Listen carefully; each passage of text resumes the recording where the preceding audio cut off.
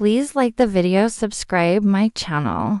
The psychology behind self-discipline. Part 1. Most people think discipline is about waking up early, grinding harder, and forcing yourself to suffer. But that's only the surface. The real truth is buried much deeper inside the machinery of the human brain.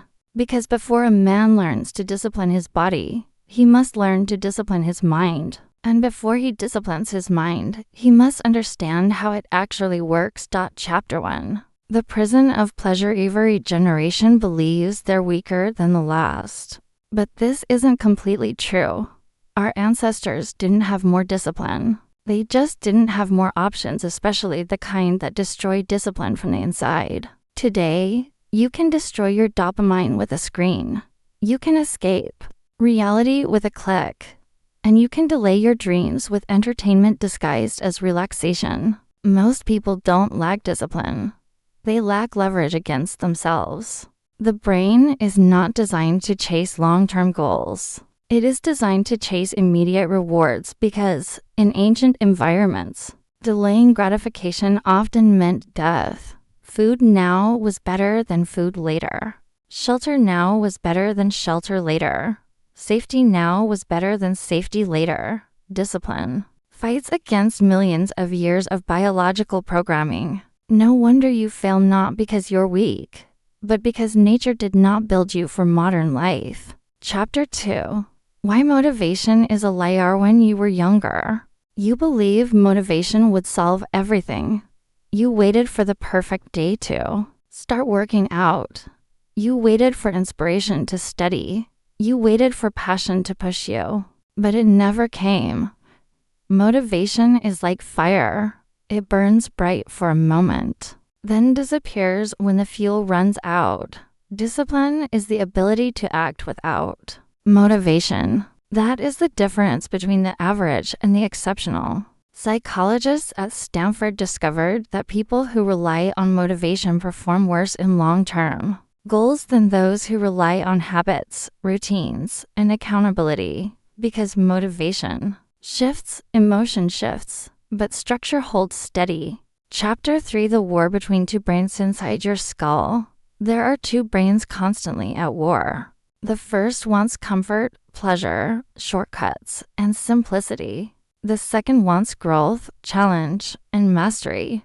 The problem: the comfort brain speaks louder. When you wake up and grab your phone, that's the comfort brain. When you choose Netflix instead of working, that's the comfort brain. When you say, "I'll do it tomorrow," comfort wins again. The growth brain whispers. It never shouts. It invites slowly. Do one more rep. Study 10 more minutes. Write one more page. Self-discipline is not about silencing the comfort brain permanently. It's about learning to ignore it long enough for the growth brain to take over. Chapter 4. The role of pain teaches far more than comfort ever will. Comfort rewards you immediately. Pain rewards you later. A man who spends 1 hour scrolling feels good for 1 hour. A man who spends 1 hour training feels good for years. But here's the twist. The brain treats pain as information. It uses suffering to rewire itself for better performance. This is why soldiers are forged with hardship.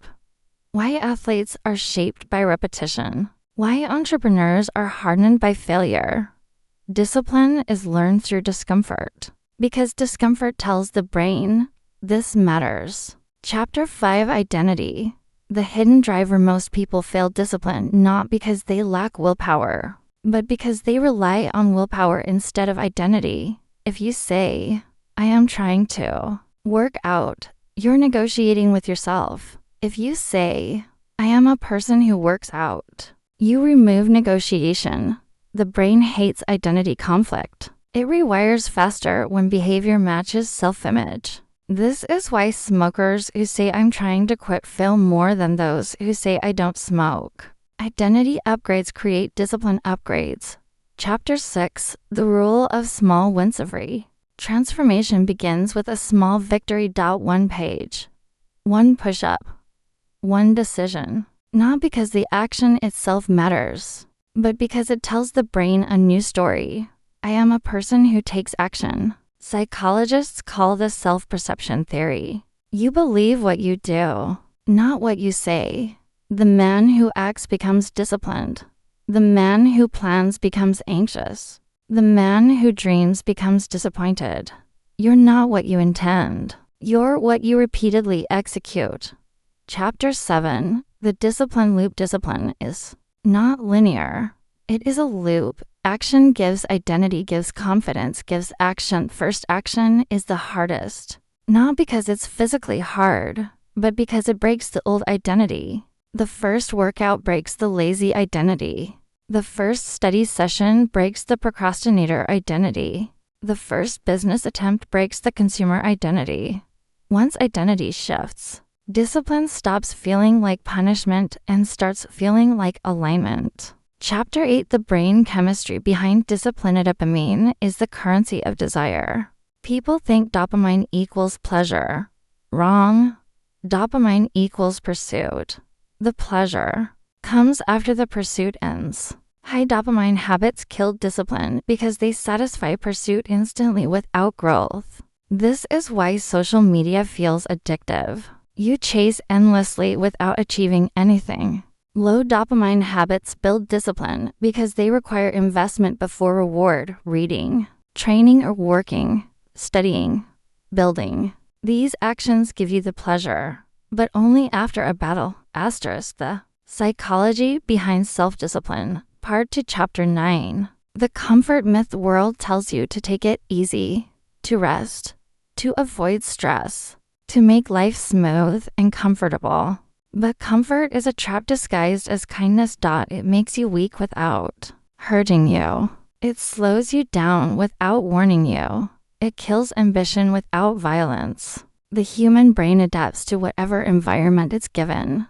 If that environment requires nothing, the brain becomes nothing. Comfort creates no resilience. Comfort trains no patience. Comfort builds no identity. Every creature evolves through struggle, trees through wind, muscles through resistance, minds through challenge. A man who never faces difficulty never discovers what he's capable of. Chapter 10. Discipline. Vs emotion. Most people do what they feel like doing, and that is the beginning of failure. Emotion is momentary. Discipline is directional. Emotion asks, what feels good now? Discipline asks, what will matter later? Great lives are built by the second question. The successful do not wake up every day with passion bursting through their veins. They wake up tired, bored, overwhelmed and act anyway.